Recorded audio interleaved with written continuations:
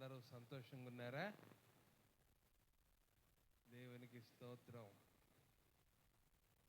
దేవుని యొక్క దయను బట్టి దేవుని సన్నిధిలో మనమందరం ఉండి దేవుని యొక్క మాటలు వినడానికి ప్రభువు మనకు కలుగజేసిన కృపంతటిని బట్టి మనము ప్రభువునకు కృతజ్ఞతాస్తుతులు చెల్లించబద్దులమై ఉన్నాం.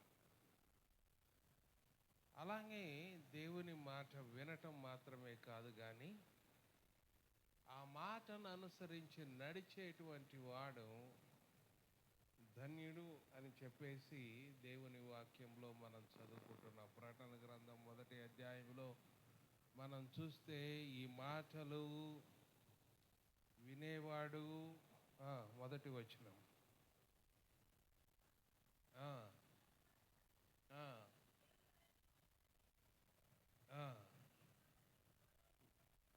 ఉన్నవి ఆయన తన దూత ద్వారా పంపి తన దాసుడైన యోహానుకు సూచించెను. 3వ వచనం అనుకుంటా చూడ, సమయము సమీపించెను గనుక ఈ ప్రవచన వాక్యమును చదువువాడును వాటిని విని ఇందులో వ్రాయబడినటువంటి సంగతులను గైకొను వాడును ధన్యుడు అని చెప్పేసి అక్కడ వాక్యంలో మనం చదువుకుంటున్నాం.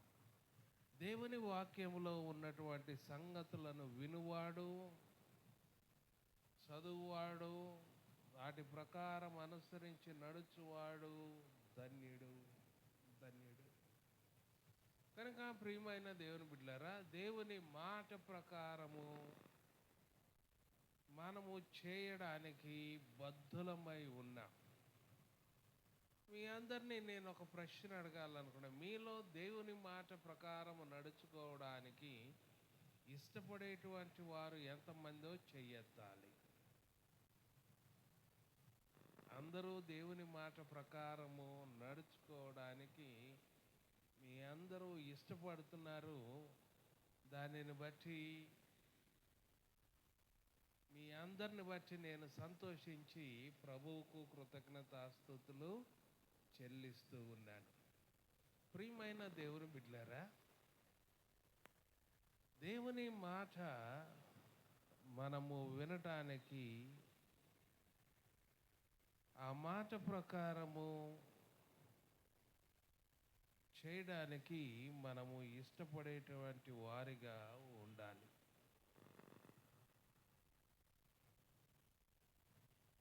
దేవుని వాక్యంలో నుండి ఒక మాటను చదువుకుందాము రండి. ఆదికాండము 22వ అధ్యాయము 18వ వచనం. మరియు నీవు నా మాట వినినందున భూలోకములోని జనములన్నీ నీ సంతానము వలన ఆశీర్వదింపబడును, నా తోడని ప్రమాణము చేసి ఉన్నాను.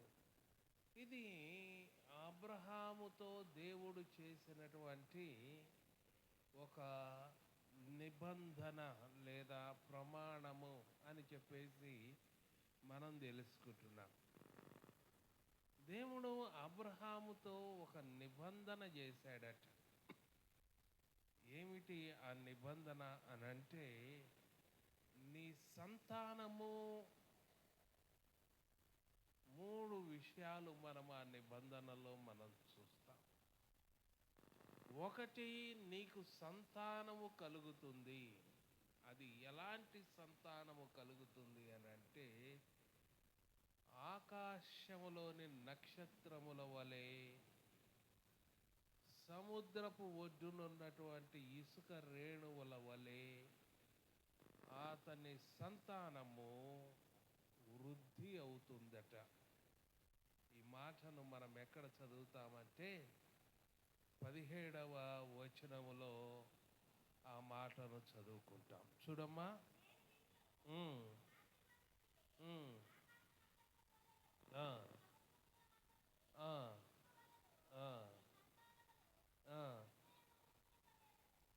ఓకే. నీ సంతతి ఆశీర్వదించబడుతుంది అనేది దేవుడు మనకిచ్చినటువంటి లేదా అబ్రహాముకి ఇచ్చినటువంటి ఒక వాగ్దానం. ఆ దినాలలో ఎంతమంది బిడ్డలుంటే అంత ధన్యులు కదా. ఇప్పుడంటే ఒకళ్ళు ఇద్దరు అయితే కష్టమైపోతుంది, కానీ ఆ దినాలలో ఎంతమంది సంతానం ఉంటే ఆ సంతాన భాగ్యము కలిగినటువంటి వాడు ధన్యుడు అని చెప్పేసి మనం చదువుకుంటాం. ప్రియమైన దేవుని బిడ్డలారా, దేవుడు ఇస్తున్నటువంటి ఆశీర్వాదము బిడ్డలపైకి వెళుతూ ఉంది. బిడ్డలు ఆశీర్వదించబడుతూ ఉన్నారు. రెండవ మాట ఏం చెప్తున్నాడు అని అంటే,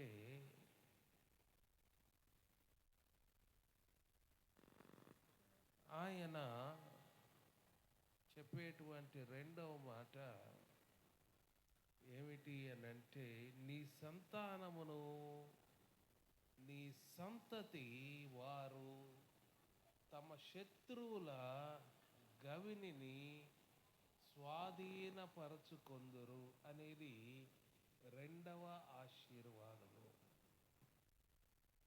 ప్రియమైనటువంటి దేవుని బిడ్డలారా, దేవుడు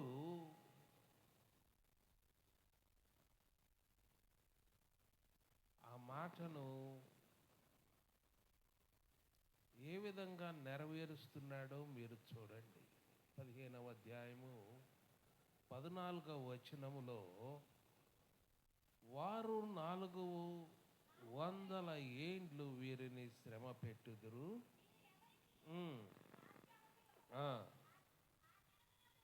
నేనే తీర్పు తీర్చుదును, తరువాత వారు మిక్కిలి ఆస్తితో బయలుదేరి వచ్చెదరు అని చెప్పేసి అబ్రహాముతో వాగ్దానము చేసినటువంటి దేవుడు ఆ వాగ్దానాన్ని మరొకసారి 22వ అధ్యాయములో మరొకసారి తెలియజేస్తూ ఉన్నాడన్నమాట. అలాగే చివరిగా మూడవ ఆశీర్వాదమును లేకుంటే కవనెంట్ లేకుంటే నిబంధన ఏం చెప్తున్నాడు అని అంటే, నీవు ఆశీర్వాదకరముగా ఉంటావు అని 18వ వచనములో మనం చదువుకుంటాం. ఈ ఆశీర్వచనము ఎప్పుడు మొదలైంది అని అంటే, 12వ అధ్యాయంలో మనం చూస్తే అబ్రహామును పిలిచినప్పుడు చెప్పినటువంటి దేవుడు ఈ వాగ్దానాలన్నీ ఆ దినమునే ఆయన బోధించాడు. ఏమని చెప్పాడు? 12వ అధ్యాయం 1వ వచనములో, యెహోవా నీవు లేచి నీ దేశము నుండి నీ బంధువుల యొద్ద నుండి నీ తండ్రి ఇంటి నుండి బయలుదేరి నేను నీకు చూపించు దేశమునకు నీవు వెళ్ళుము.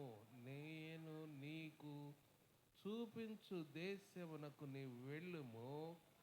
నిన్ను గొప్ప జనముగా చేసి నిన్ను ఆశీర్వదించి నీ నామమును గొప్ప చేయుదును అని చెప్పేసి, you will be a blessing, you will be a blessing అని చెప్పేసి ఆయన చెప్పాడు. నువ్వు ఆశీర్వాదకరముగా ఉందువు అన్నటువంటి మాట, పిలిచినప్పుడు చెప్పినటువంటి మాటను ఆయన మరచిపోవడం లేదు.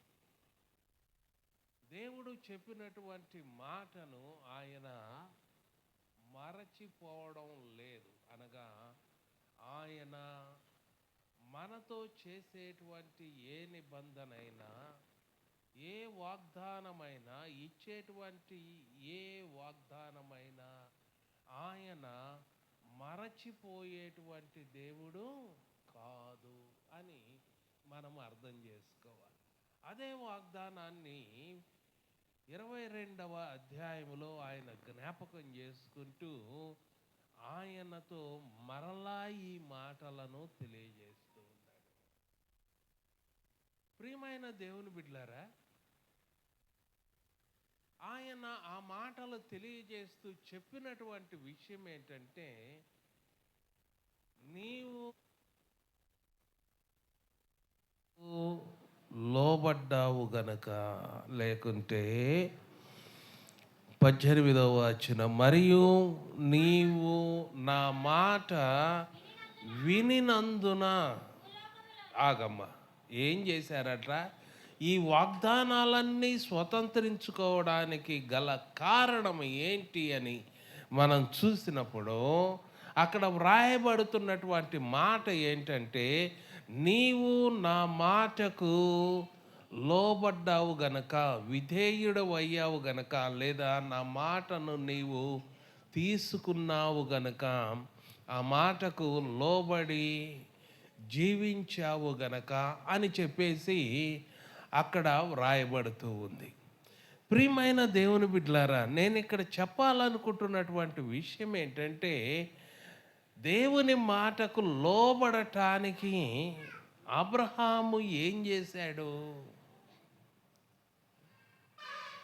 దేవుని మాటకు లోబడటానికి అబ్రహాము ఎలాంటి త్యాగాన్ని చేశాడు?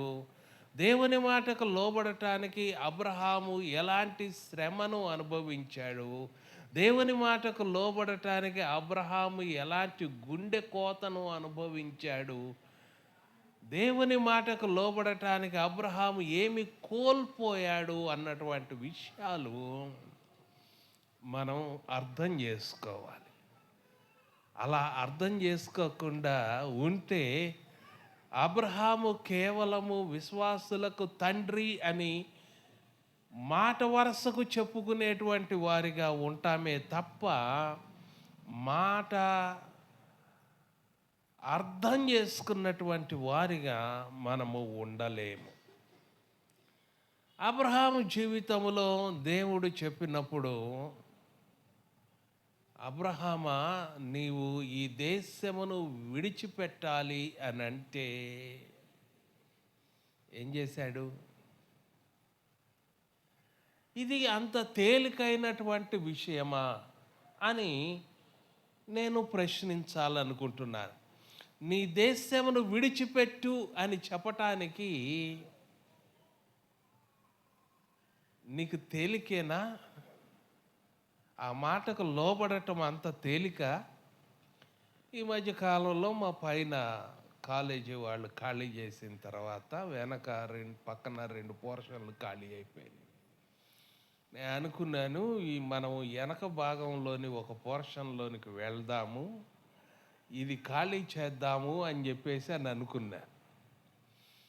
అని అన్న తర్వాత ఇంట్లో వాళ్ళకి ఎంత బాధ అయిపోయిందో, ఇప్పుడున్నటువంటి అలవాటు అయిపోయినటువంటి ప్రదేశంలో నుండి పక్కనే,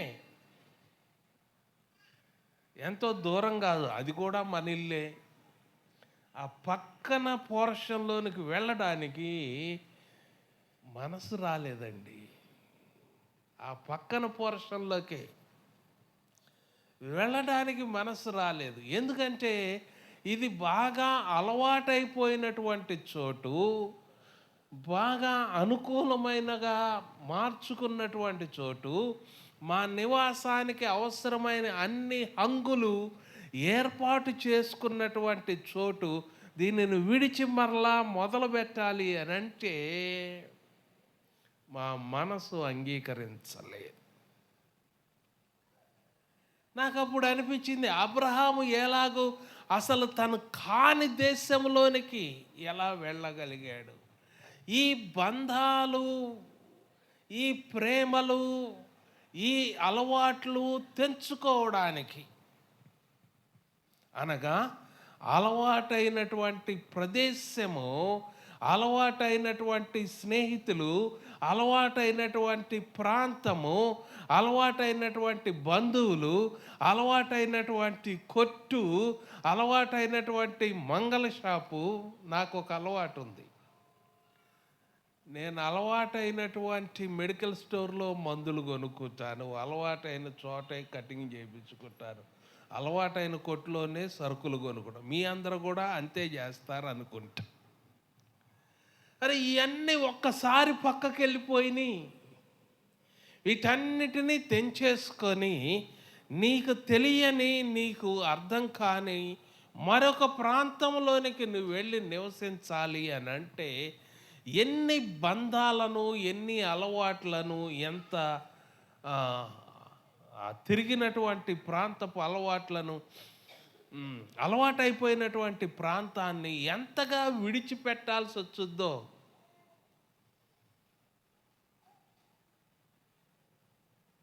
మనం యూజువల్గా చెప్పేటువంటి మాట ఏంటంటే ఐ మిస్ యూ కదా. ఏమని చెప్తాం? I miss you. నిన్ను తెలుగులో ఏమనాలో, నిన్ను చాలా ఏమంటారు అయ్య గారు, నీకు చాలా దూరం అయిపోతున్నాను, నీకు ఆ మాట మరి ఏమంటారో తెలుగులో నాకు సరిగ్గా అవగాహనకు రావట్లేదు. నీకు దూరం అయిపోతున్నాను, నిన్ను కలవటం కుదరదు, నిన్ను పోగొట్టుకుంటున్నాను అనాలా? నీకు సరే దూరం అయిపోతున్నాను అనే అనుకోండి. ఐ మిస్ యూ అని చెప్పుకుంటాం కదా. ప్రియమైన దేవుని బిడ్డలారా, ఇలాగా ఎడబాటు, మన మధ్య ఎడబాటు ఉంటుంది అని చెప్పేసి నీ యొక్క ప్రేమను నేను కోల్పోతున్నాను, నీతో స్నేహాన్ని నేను కోల్పోతున్నాను, నీతో నాకున్న అనుబంధాన్ని నేను కోల్పోతున్నాను అని చెప్పుకోవడానికి ఐ మిస్ యూ అని చెప్తాం. ఇప్పుడు అబ్రహాము నిజంగా ఈ ప్రాంతం మీద ఉన్నటువంటి, తనకు కలిగినటువంటి ప్రేమను, తనకున్న అలవాటును, తనకున్నటువంటి మాలిమిని, వీటన్నిటినీ విడిచిపెట్టాలి అని అంటే వీటన్నిటికన్నా ఆయన ఎవరిని ఎక్కువ ప్రేమించాడంటారు? ఏమండి ఎవరిని ఎక్కువ ప్రేమించి ఉండొచ్చు? ఎవరిని ఎక్కువ ప్రేమించాడు చెప్పరేమండి? అర్థమైందా నేను చెప్తున్న మాట?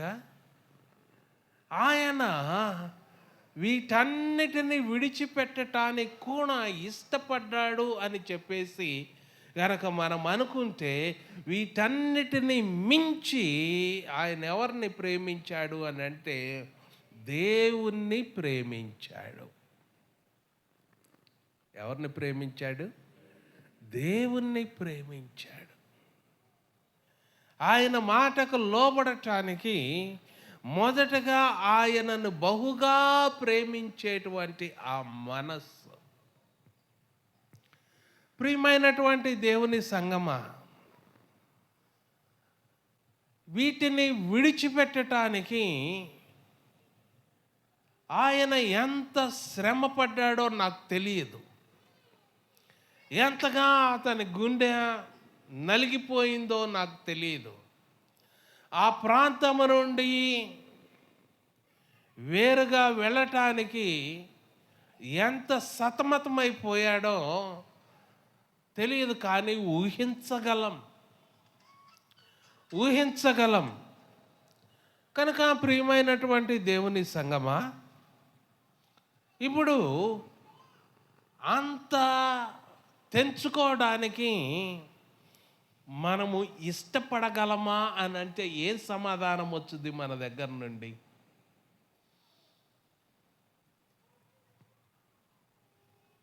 కుదురుతుందా మనకి? మన హృదయము దాన్ని తీసుకోగలదా ఆ మాటను? ఏమండి మౌనంగా అయిపోయారు ఒకసారి? తీసుకోగలమా ఆ మాటను? నాకు తెలిసినంత వరకు నాకు అనిపిస్తున్నటువంటి విషయం ఏంటంటే, మనము దానిని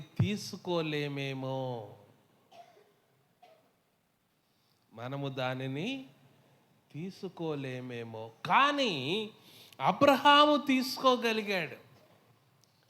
నాతో మాట్లాడిన దేవుని కొరకు నేను నా సంపాదనను విడిచిపెడతాను, నా భూములను విడిచిపెడతాను, నాకు కలిగిన దానిని సమస్తాన్ని నేను విడిచిపెడతాను, నా కుటుంబాన్ని నేను విడిచిపెడతాను, నా బంధువులను నేను విడిచిపెడతాను, నా స్నేహితులను నేను విడిచిపెడతాను. దేని కొరకు? కేవలము దేవుని యొక్క మాటకు లోబడటం కొరకు అబ్రహాము వీటన్నిటినీ ఏం చేశాడు? విడిచిపెట్టాడు. ప్రియమైన దేవుని బిడ్డలారా, దేవుని మాటకు లోబడటం కొరకు నువ్వు దేనిని విడిచిపెట్టగలవు? నాకు సమాధానం కావాలి. దేవునికి లోబడటం కొరకు, దేవుని మాటకు లోబడటం కొరకు నీవు దేనిని విడిచిపెట్టగలవు? నీ కోపాన్ని విడిచిపెట్టగలవా? నీ అబద్ధాన్ని విడిచిపెట్టగలవా? నీ చెడుతనమును విడిచిపెట్టగలవా? ఇవన్నీ నీకు లాభసాటి అయినవి కావు. అయినా వాటిని విడిచిపెట్టడానికి ఇష్టపడలేనటువంటి పరిస్థితుల్లో మానవుడు ఉన్నాడు. మరి అదే లాభసాటి అయినవి అయితే విడిచిపెడతావా? ఇప్పుడు అబ్రహాం ఏం చేసి ఉంటాడు? పొలాన్ని వదిలేసినట్లా వదిలేయనట్ట? ఏమండి, వదిలేసినట్టేనా? ఆయనకున్న పొలము వదిలేసినట్టేనా? సరే, ఆయనకున్న వ్యాపారం ఒకటి ఉంది. మీకు తెలుసా ఆయన వ్యాపారం ఏంటో? ఆయన విగ్రహాలను అమ్మేటువంటి వాడు. ఆయనకు ఒక వ్యాపారం ఉంది. వ్యాపారంలో లాభాలు ఉంటాయి. విడిచిపెట్టగలవా? డబ్బును విడిచిపెట్టగలవా? ఆశలను విడిచిపెట్టగలవా? లోకాన్ని విడిచిపెట్టగలవా? ఏవి విడిచిపెట్టగలవు దేవుని మాటకు లోబడటానికి? చాలామంది ఎలా ఉన్నారు అని అంటే, అటు లోకంలోనూ ఇటు దేవునిలోనూ ఉండి ప్రయాణం చేస్తూ ఉన్నారు. దేవుడు అలాంటి వారిని వేషధారులు అన్నాడు తప్ప వారిని మెచ్చుకోలేదు. వీరు ఎలాంటి వారు అని అంటే, అటు లోకంలోనూ ఉంటారు, ఇటు దేవునిలోనూ ఉంటారు. లోక పనులన్నిటిలో వీరి భాగస్వామ్యం ఉంటుంది. లోక వ్యవహారాలన్నిటిలో వీరి భాగస్వామ్యం ఉంటుంది. కానీ నేను దేవునిలో కూడా ఉన్నాను అని చెప్తారు. విసర్జించమని చెప్పిన వాటిని విసర్జించకుండా వాటిని కొనసాగిస్తూ ఏమని చెప్తున్నారంటే, నేను దేవుని వాడను అని చెప్తున్నారు. ప్రియమైనటువంటి దేవుని బిడ్డలారా, అపోస్తుడైనటువంటి పౌలు చక్కగా ఒక మాట చెప్తాడు. దేవుని మాటకు లోబడటం కొరకు నాకు ఏవేవి లాభకరమై ఉన్నాయో, ఏవేవి నాకు మేలు చేసేవిగా ఉన్నాయో వాటన్నిటినీ నేను పోగొట్టుకోవటానికి ఇష్టపడ్డాను అని అంటాడు. దేవుని మాటకు లోబడటానికి అపోస్తుడైనటువంటి పౌలు ఏమేమి పోగొట్టుకున్నాడో మీకు తెలుసా? ఆయన పదవిని పోగొట్టుకున్నాడు. ఆయన డబ్బును 1,90,00,000 ఆస్తట బైబిల్ పండితులు లెక్కేసింది. 1,90,00,000 ఆస్తి ఎప్పుడు? ఇప్పుడు ఎంత అవుద్దో?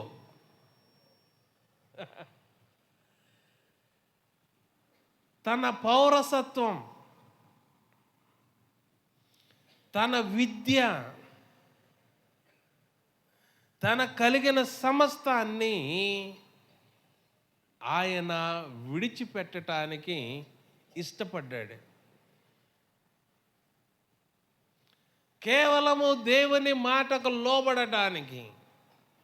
ఆయన స్పష్టంగా చెప్తాడు, ఏవేవి నాకు లాభకరమై ఉన్నాయో వాటన్నిటినీ నేను పెంటతో సమానముగా ఎంచుకొని విసర్జించాను, గురి యొద్దకు పరిగెత్తుతున్నాను అని అంటాడు. కనుక ప్రియమైన దేవుని బిడ్డలారా, ఈ మధ్యాహ్న కాలమందు మనం తెలుసుకోవలసినటువంటి సత్యం ఏంటంటే, నీవు వీటిని మరొక రకంగా చెప్పాలనుకుంటే, లోక సంబంధమైనటువంటి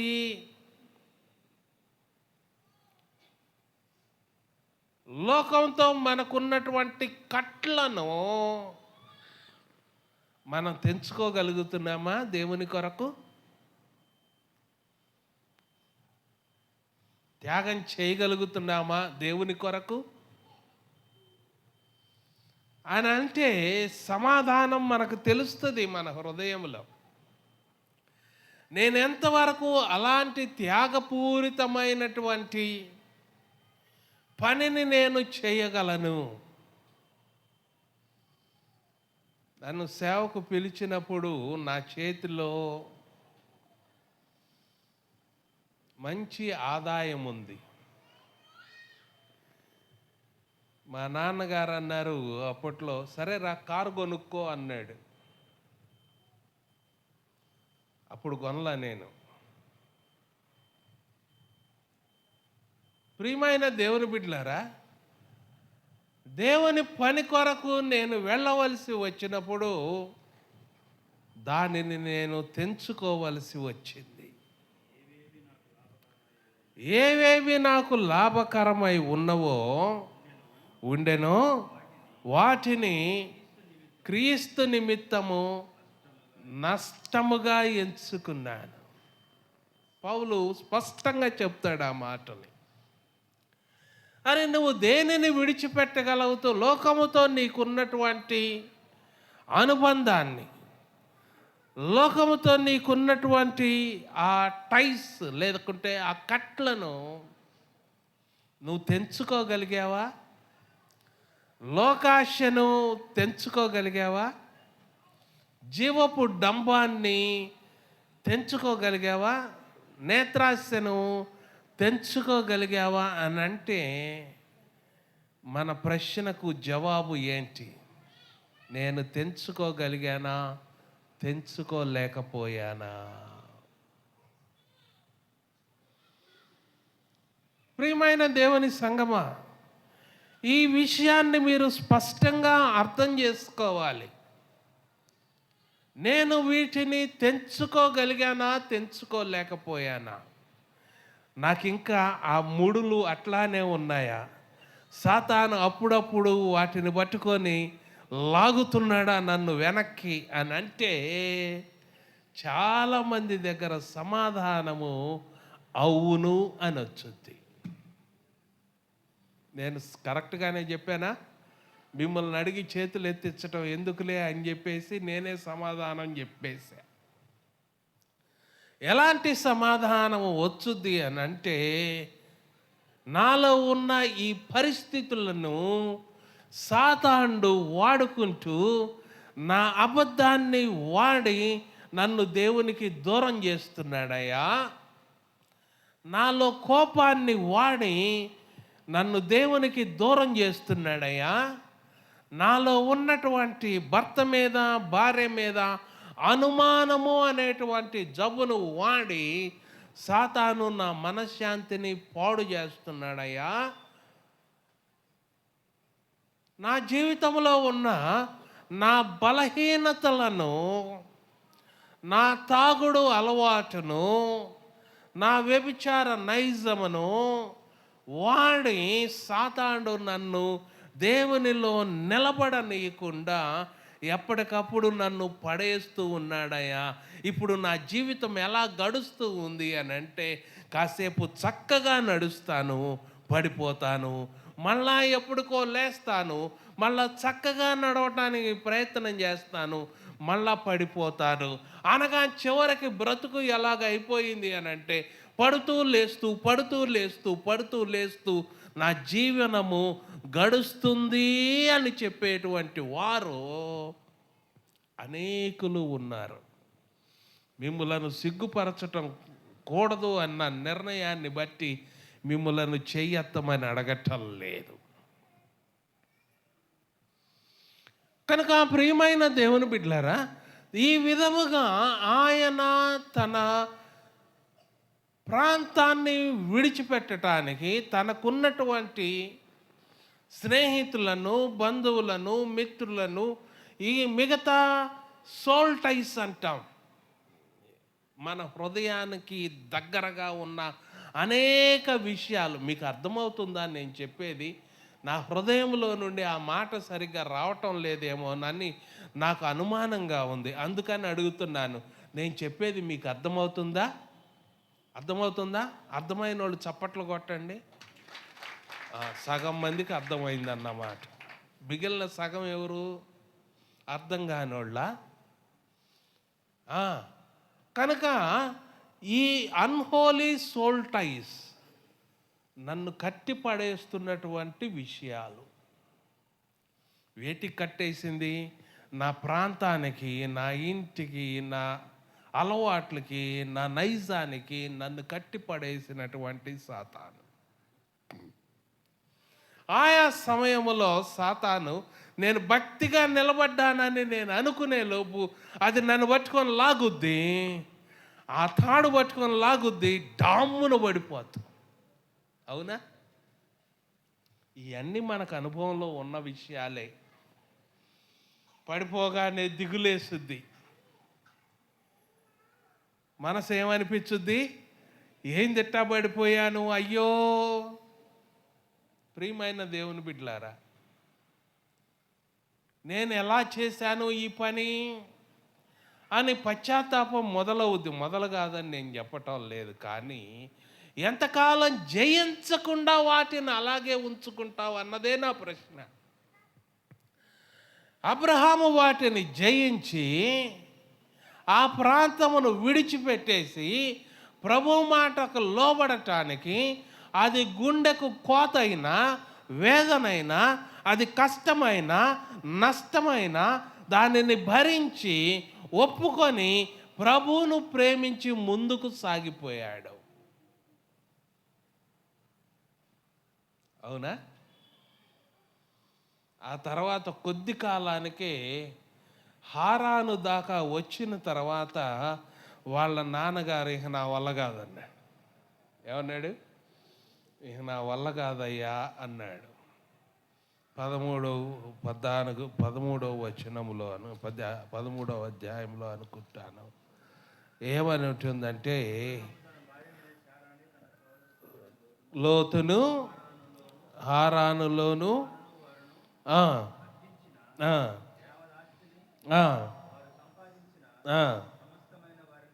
తీసుకొని వెళ్ళుటకు బయలుదేరి వచ్చిరి.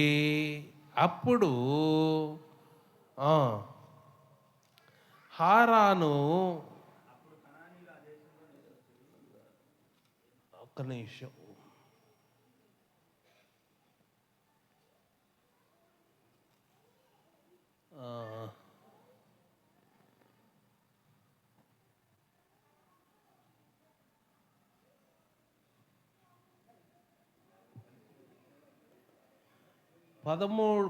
పదకొండవ అధ్యాయము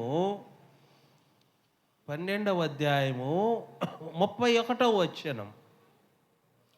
తెరహు తన కుమారుడగా అబ్రహామును, తన కుమారుని కుమారుడు అనగా హారాను కుమారుడగు లోతును, తన కుమారుడు అబ్రహాము భార్య అయిన శారాయి అను తన కోడలిని తీసుకొని కనాను వెళ్టుకు కల్దీల ఊరను పట్టణం నుండి వారితో కూడా బయలుదేరి హారానుకు వరకు వచ్చి హారానులో ఆగిపోయాడు. ఏమొచ్చింది ఈ ప్రయాణానికి? ఈ ప్రయాణానికి ఆటంకం వచ్చింది. కల్దీల ఊరిలో తెంచుకున్నటువంటి బంధాలన్నిటినీ తెంచుకొని రాగలిగాడు. కానీ అక్కడికి వచ్చేసరికి మరొక ఆటంకము ఎదురైంది తండ్రి రూపంలో. నేనిక సాగలేనయ్యా అన్నాడు తండ్రి. అటు తండ్రిని విడిచిపెట్టలేక, ముందుకు సాగలేక అబ్రహాము అక్కడ తన ప్రయాణాన్ని ఆపుకోవలసి వచ్చింది. కానీ తన మనస్సు మరలా వెనుకకు తిరిగి వెళ్ళేటట్లుగా అయితే మాత్రము లేదు. కనుక ఎప్పుడైతే హారాను దగ్గరకు వచ్చి ఆగాడో, అక్కడ ఎప్పటిదాకా ఎదురు చూడవలసి వచ్చింది అని అంటే, అక్కడ తెరహు మృతి పొందే అంతవరకు అతను ఎదురు చూడవలసి వచ్చింది. ప్రియమైన దేవుని బిడ్డలారా, మొదలుపెట్టిన పని ఎప్పుడు పూర్తి కావాలనుకుంటారు మీరు? మీరు మొదలుపెట్టిన పని ఎప్పుడు పూర్తి కావాలనుకుంటారు? చెప్పండి. ఇమ్మీడియట్గా మొదలు పెడితే ఎంత త్వరగా పూర్తి అయితే అంత బాగుండు అని చెప్పేసి ఎదురు చూస్తూ ఉంటారు. ఏదన్నా ఆటంకాలు ఎదురొస్తే వెనక్కి వెళదాం అనుకుంటూ ఉంటారు. ఇశ్రాయేలీలు అలాగా ఆలోచన చేశారు. ఎర్ర సముద్రం ఎదురొస్తే ఏం చేశారు? మాకు సమాధులు లేవనుకొని నువ్వు మమ్మల్ని ఇక్కడికి తీసుకొచ్చావా మోషే?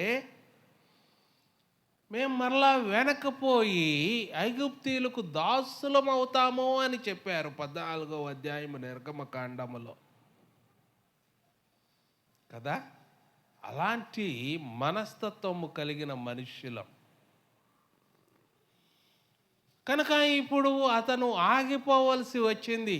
అయితే దేవుని మాటకు లోబడాలన్నటువంటి తపన, రెండు దేవుని మీద అతనుకున్న ప్రేమ ముందుకు సాగటానికి అతనిని పురికొల్పినియే. కానీ వెనకకు వెళదామన్న మనసు అతనికి రానే లేదు. ఎదురు చూశాడు. అక్కడ తండ్రి, ముందుకు సాగలేనటువంటి తండ్రి హారానులో మృతి పొందిన తరువాత ప్రభు అతనికి మరలా ప్రత్యక్షమై ఇక బయలుదేరు అని అన్నాడు. 12వ వచనములో హారాను నుండి ప్రయాణం ఉంటుంది. 11వ అధ్యాయములో కల్దీల ఊరను పట్టణం నుండి ప్రయాణం ఉంటుంది. ప్రియమైన దేవుని బిడ్డలారా, హారానుకు వచ్చేసరికే అబ్రహాముకు ఆస్తి సమకూడినట్లుగా కనబడుతుంది కదా. 12వ అధ్యాయంలో ఆ మాటలు మనం చదువుకుంటాం.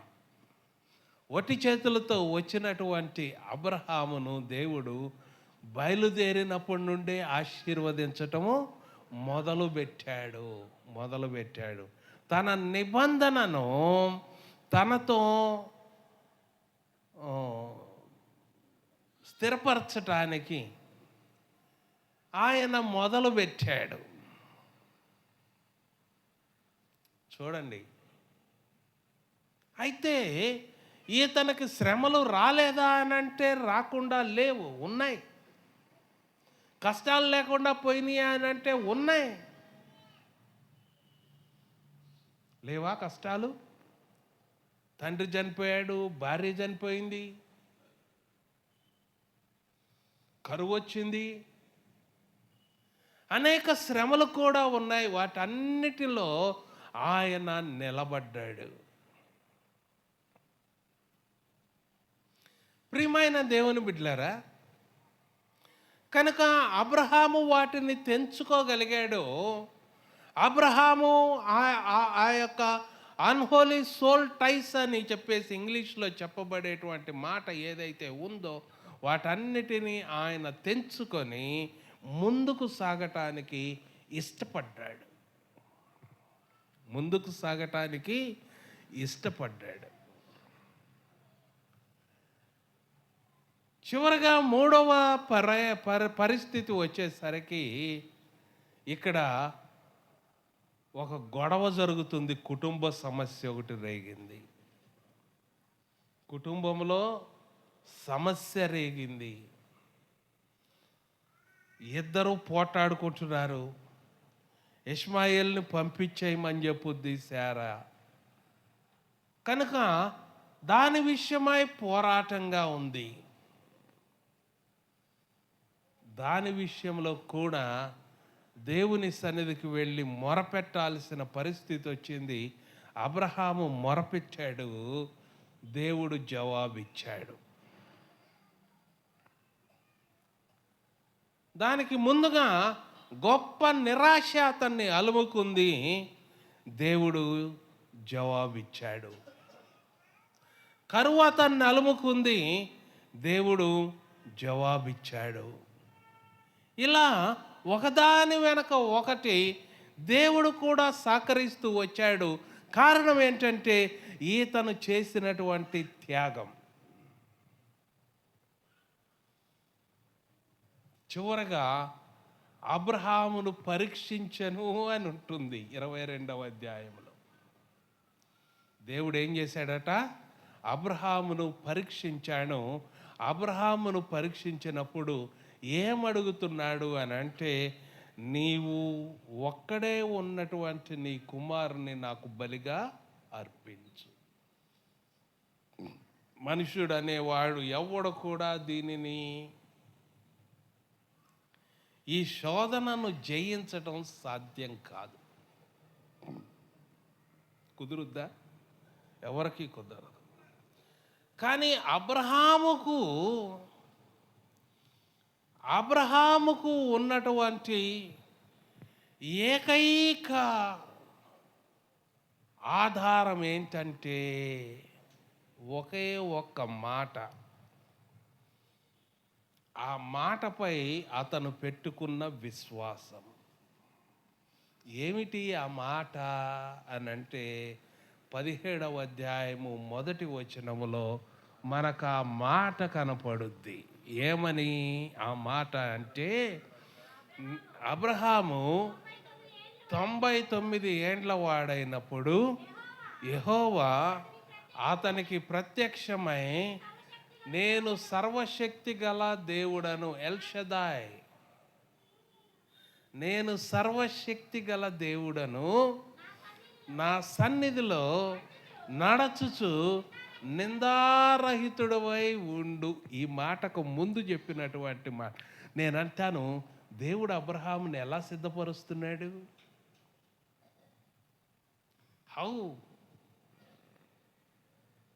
ఎలా సిద్ధపరుస్తున్నాడు అబ్రహామును? నువ్వు ఒక్కసారి లోబడటం మొదలు పెడితే దేవుడు నిన్ను ఎలా సిద్ధపరుస్తాడో చూడండి.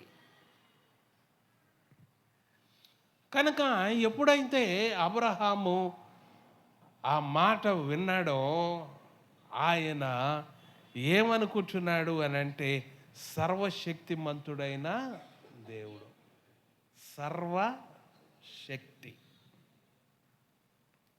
హెబ్రీయులకు రాసిన పత్రిక 11వ అధ్యాయములో అబ్రహాము ఆలోచన మనకు తెలుసుద్ది. అబ్రహాము యొక్క ఆలోచన 4వ లైన్ పైన ఉంటుంది. బైబిల్ 4 భాగాలుగా ఉంటుంది. 1, 2, ఈ పేజీలో 3, 4. 4లో పై భాగంలో ఉంటుంది. హెబ్రీయులకు రాసిన పత్రిక 11వ అధ్యాయము మనం చూస్తే, విశ్వాసమును బట్టి హానోకు కాదు, అబ్రహాము అతడు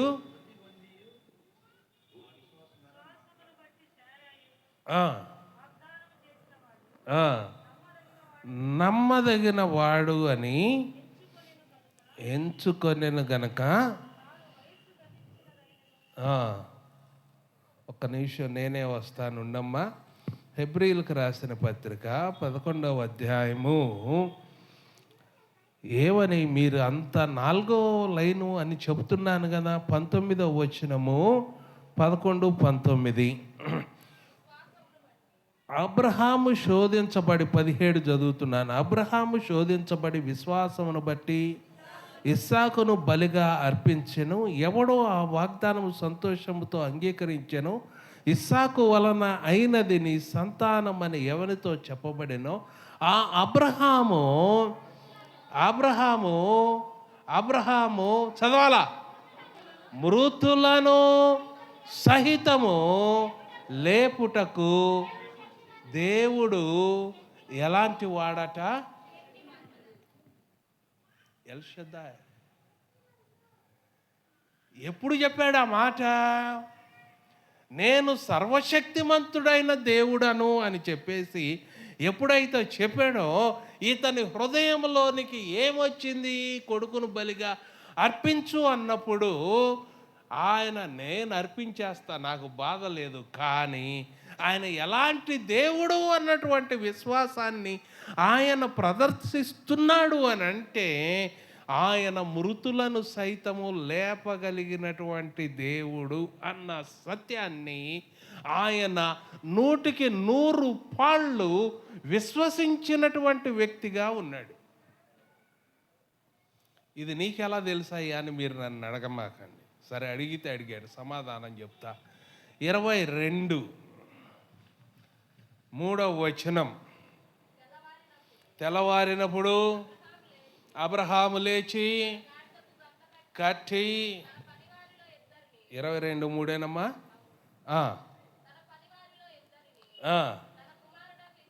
ఇస్సాకును ఏంట పెట్టుకొని కట్టెలు చీల్చి 5వ వచనము మీరు గాడిదతో ఇక్కడే ఉండండి, నేనును ఈ చిన్నవాడును అక్కడికి వెళ్ళి దేవునికి మొక్కి మొక్కి మొక్కి మొక్కి చదువు.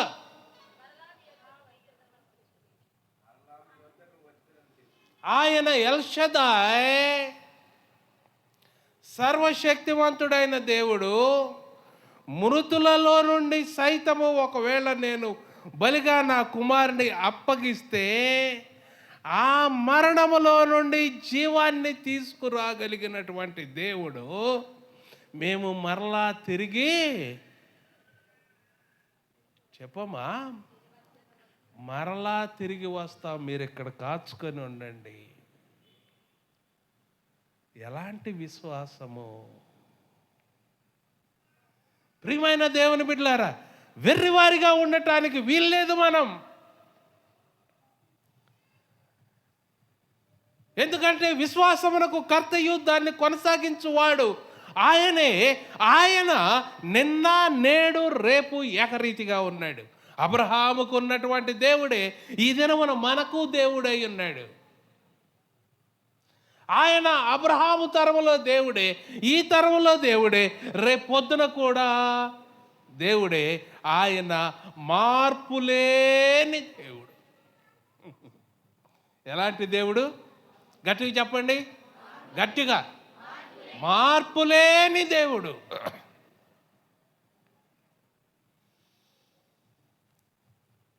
అయితే నేను ఒక మాట చెప్పాలయ్యా. కొడుకు బలిగా అర్పించబడాలి అని అంటే ఎవరి గుండె ఆగిపోదు చెప్పండి.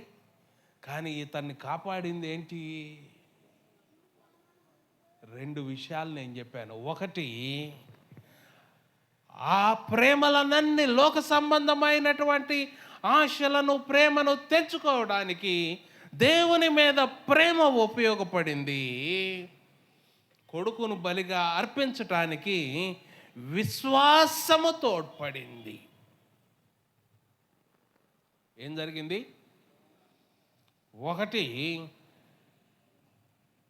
అన్నిటినీ తెంచుకోవడానికి విడుదల పొందటానికి లోకము నుంచి, పాపము నుండి, శాపము నుండి, లోక సంబంధమైన క్రియల నుండి విడిపించబడటానికి దేవుని మీద అబ్రహాముకు ఉన్నటువంటి ప్రేమ ఉపయోగపడింది.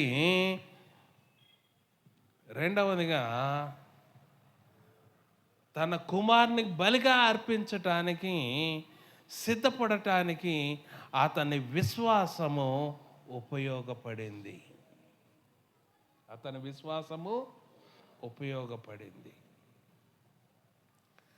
ప్రియమైన దేవుని బిడ్డలారా, నేను ముగించటానికి ముందు నేను మిమ్మల్ని ఈ ప్రశ్న అడగాలి. మరి ఆయన్ని ప్రేమించే మనస్సు నీకుందా? ఆయనపై సడలని విశ్వాసము నీకుందా అని అంటే నీ దగ్గర సమాధానం ఉందా? అలవాటుగా వస్తున్నావు, కూర్చుంటున్నావు, వింటున్నావు, పోతున్నావు. శ్రమ వచ్చినప్పుడు నిలబడగలిగినటువంటి విశ్వాసము, కష్టం వచ్చినప్పుడు నిలబడగలిగినటువంటి విశ్వాసము, ఎదుర్కోగలిగినటువంటి శక్తి, లోకమును విడిచిపెట్టగలిగినటువంటి క్రీస్తుపై ప్రేమ మనము కలిగి ఉన్నప్పుడు ఇదిగో ఈలాగు మనము కూడా అబ్రహాము కుమారులం అవుతాము. అలాంటి పరిస్థితి లేకపోతే నువ్వు ఒక అలవాటు భక్తిపరుడువే అవుతావు తప్ప నువ్వు అబ్రహాము కుమారుడు అవటానికి అవకాశము లేదు. కనుక ప్రియమైనటువంటి దేవుని బిడ్డలారా, ఈ రెండు సత్యాలను మీ హృదయంలో దాచుకోండి. ఇప్పుడు అంటున్నాడు నీవు నా మాటకు లోబడ్డావు. ఎంత శ్రమైనా లోబడ్డావు, కష్టమైనా లోబడ్డావు, గుండె పగిలిపోయే పరిస్థితి అయినా లోబడ్డావు. నువ్వు నాకు లోబడ్డావు, నా మాట విన్నావు గనక నేను నేను నీతో నిబంధన చేస్తానయ్యా, ప్రమాణము చేస్తానయ్యా అని చెప్పేసి అని అంటున్నాడు. ప్రియమైన దేవుని బిడ్డలారా, దేవుడు నీతో ప్రమాణం చేశాడా? దేవుడు నీకు వాగ్దానం ఇచ్చాడా? దేవుని వాగ్దానం తీసుకొని నడుస్తున్నావా? వాగ్దానం అనుసరించి నడుచుకుంటున్నావా? వాగ్దానము పొందుకొని ఆ వాగ్దాన్ని పట్టుకొని ప్రార్థిస్తూ ముందుకు సాగుతున్నావా అని అంటే సమాధానం మీరే చెప్పాలి. ప్రియమైన దేవుని బిడ్డలారా, ఎలాంటి అద్భుతమైనటువంటి త్యాగపూరితమైనటువంటి జీవితం అబ్రహాంలో మనం చూడగలుగుతున్నాం. నీకుందా ఇలాంటి త్యాగపూరితమైన జీవితం? 600 700 కూలి అని అంటే మనం మందిరానికి రావడం ఆగిపోద్ది. ఇంకేమైనా పనులు వస్తే మందిరానికి రావడం ఆగిపోద్ది. ఇలా రకరకాలైనటువంటి పరిస్థితులు కదా. ఓ ప్రియమైన దేవుని బిడ్డలారా, అబ్రహామును జ్ఞాపకం తెచ్చుకోండి. ఆయన త్యాగానికి జ్ఞాపకం ఎలాగూ లోకమును విసర్జించాడో, దేవుణ్ణి ప్రేమించి లోకమును విసర్జించి దేవుని మాటకు లోబడ్డాడో, దేవుని ప్రేమించే ఆయన యందు విశ్వాసం ఉంచి ఎలాగూ బిడ్డను బలిగా అర్పించడానికి సిద్ధపడ్డాడో జ్ఞాపకం తెచ్చుకోండి. భక్తి జీవితం అంటే ఏదో వచ్చి కూర్చున్నాం, విన్నాం, వెళ్ళిపోయాం కాదు. ఇలాంటి శ్రేష్టమైనటువంటి వాగ్దానాలను పొందుకునేటువంటి వారిగా దేవుడు మనతో నిబంధన చేసే విధంగా మనము జీవించబద్ధులమై ఉన్నాం. అలా కాకుండా ఏదో అలవాటుగా, ఆచారంగా అయితే అది ఆచార సంబంధమైన భక్తి అవుతుందే తప్ప ఆత్మ సంబంధమైన భక్తి కాదు. నువ్వేం చేయాలనుకుంటున్నావు? ఆ సమాధానం చెప్పండి, పర్లేదు. అమ్మా, ఎలాంటి భక్తి చేద్దాం అనుకుంటున్నావు? ఆత్మ సంబంధమైనదా లేకుంటే ఆచార సంబంధమైనదా? ఏది? అవునా? మరి ఆత్మ సంబంధం గట్టిగా చెప్పండి ఒకసారి.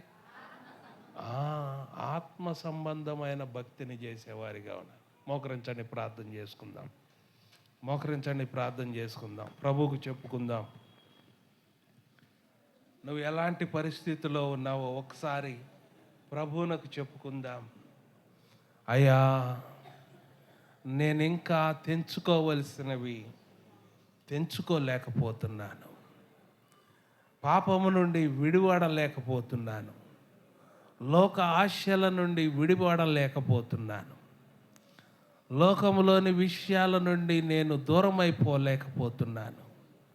ఇంకా నాలో లోకం కనబడుతుంది. ఇంకా నాలో లోకాశలు కనబడుతున్నాయి. ఇంకా నాలో పాపపు ఆశలు కనబడుతూ ఉన్నాయి. నిన్ను ఎక్కువగా ప్రేమించి వీటన్నిటిని మించి నిన్ను ప్రేమించే మనస్సు నాకు దయచేయవా ప్రభువా. మిక్కుటమైన విశ్వాసాన్ని, అబ్రాహాముకు కలిగిన విశ్వాసాన్ని నాకు కూడా దయచేయవా ప్రభువా.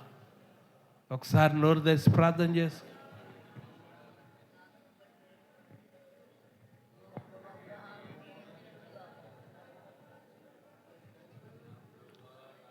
ప్రార్థన చేయండి, ప్రార్థన చేయండి. ఒక్క నిమిషం ప్రార్థన చేయండి, ఒక్క నిమిషం ప్రార్థన చేయండి. ఎన్ని మాటలు మనం విన్నాం, ఎన్ని మాటలు మనం విన్నాం. అబ్రహాము అన్నిటిని విడిచిపెట్టాడు.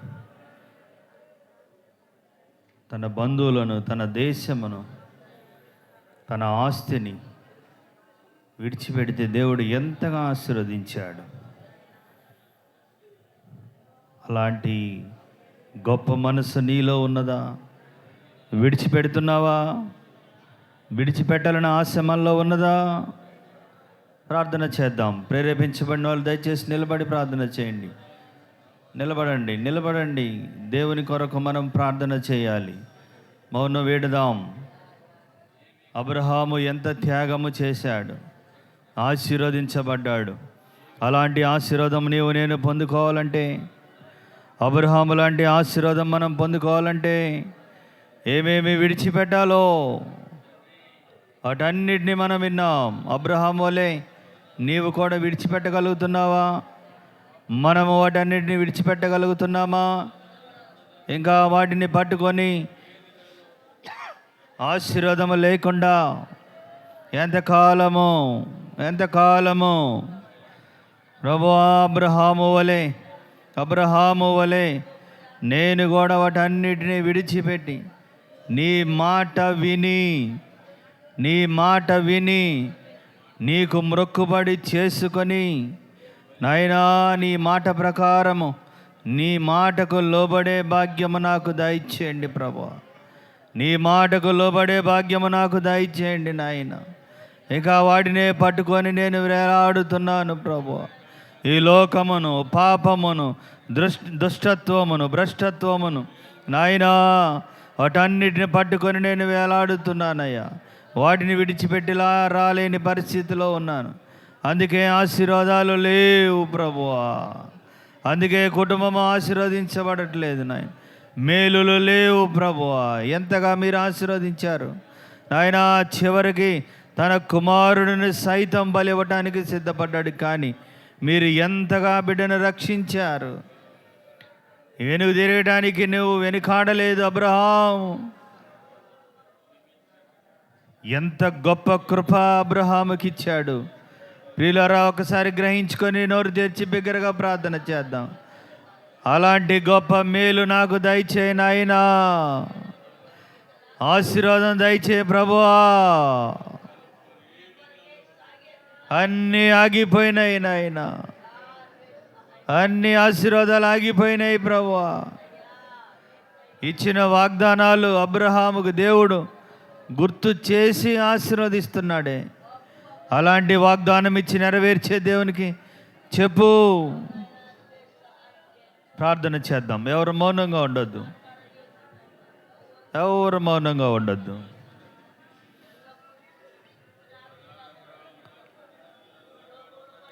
కొద్ది నిమిషాలు ప్రార్థన చేద్దాం.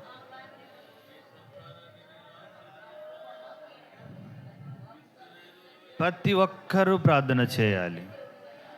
ఎంతగా ఆశీర్వదించాడు, కుమారునిచ్చాడు. ఇసుక రేణుల వలె సంతానాన్ని అభివృద్ధి పరుస్తానన్నాడు. చేసిన దేవుడు ఆనాడున్న దేవుడు ఈనాడున్నాడు కదా. అదే దేవుణ్ణి మనం ఆరాధిస్తున్నాము కదా. ఎందుకు లేవు మన కుటుంబాల్లో ఆశీర్వాదాలంటే ఆయనకి లోబడని స్థితి, ఆయన మాట వినని స్థితి. అందుకే నేను ఇలా అయిపోయాను ప్రభువా. పరిశుద్ధుడా, ప్రేమగల తండ్రి, అబ్రహాము నాయన అన్నిటినీ